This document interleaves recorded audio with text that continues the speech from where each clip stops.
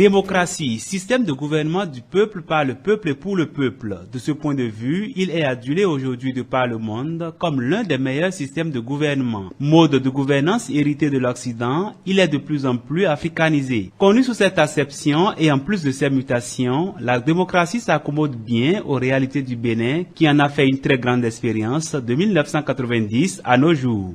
J'ai eu la chance de vivre un peu plusieurs régimes. J'ai connu le régime PAPB, avant qu'on aille à la conférence nationale, la période de transition, puis les premières élections présidentielles avec le président Soglo.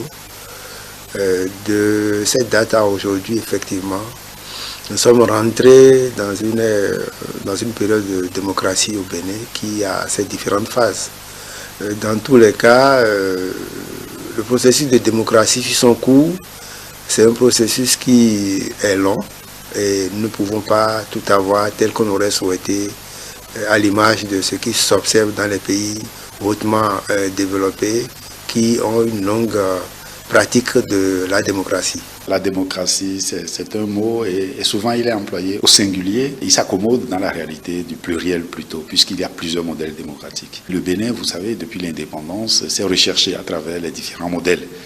Et donc en 1990, après avoir expérimenté tous les modèles et surtout pendant une très longue période, 17 ans, le modèle du parti unique, le Bénin a renoué avec le modèle pluraliste en 1990. Depuis 2007, les Nations Unies ont proclamé le 15 septembre Journée internationale de la démocratie. L'objectif d'une telle décision est d'encourager les gouvernements à renforcer la démocratie. Le modèle béninois s'inscrit dans une démocratie pluraliste. De 1990 à nos jours, le Bénin s'inscrit toujours dans ce modèle avec des variances. Et on avait eu de 1990 à 2016 un pluraliste illimité. Certains peuvent l'apprécier positivement et d'autres l'apprécier négativement. Et à mon avis, ce modèle a besoin d'être canalisé, tel que donc, le prévoient les lois qui régissent actuellement donc, le système politique béninois.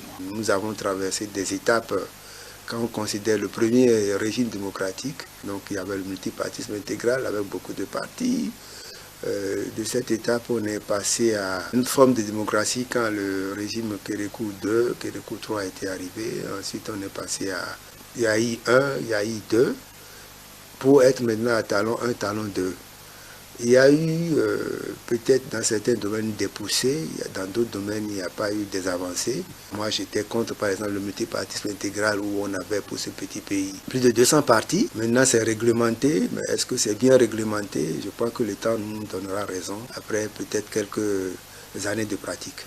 Chaque 15 septembre est donc une occasion de réexaminer l'état de la démocratie dans le monde. Au Bénin, beaucoup de progrès sont faits en la matière, même si tout n'est pas encore parfait. Il serait difficile de dire au Bénin que tout est parfait. De la même manière que tout n'était pas rose hier, tout n'est pas encore rose aujourd'hui. Nous devons faire notre petit bout de chemin pour arriver à trouver l'équilibre parfait qu'il faut pour notre démocratie. Toute œuvre humaine est perfectible. C'est un nouveau modèle que nous sommes en train d'expérimenter, la canalisation à trois. Vous savez, dans d'autres pays, cette canalisation est arrivée naturellement. Quand on prend la Grande-Bretagne ou les États-Unis, c'est l'histoire politique, c'est le jeu électoral, le suffrage qui a permis de canaliser. Sinon, dans ces pays, il y a plus de 2 partis. Mais vous voyez que quand on va aux États-Unis, c'est les démocrates et les conservateurs. Quand on va en Grande-Bretagne, c'est les libéraux et les travaillistes. Et donc, quand on va en France, ce n'est pas le cas. Vous voyez? Et donc, je pense que l'histoire peut aider progressivement peut-être à nous adapter. Parce qu'un pays comme le nôtre, à mon avis, ne peut pas s'accoutumer de 50 partis politiques, c'est absurde.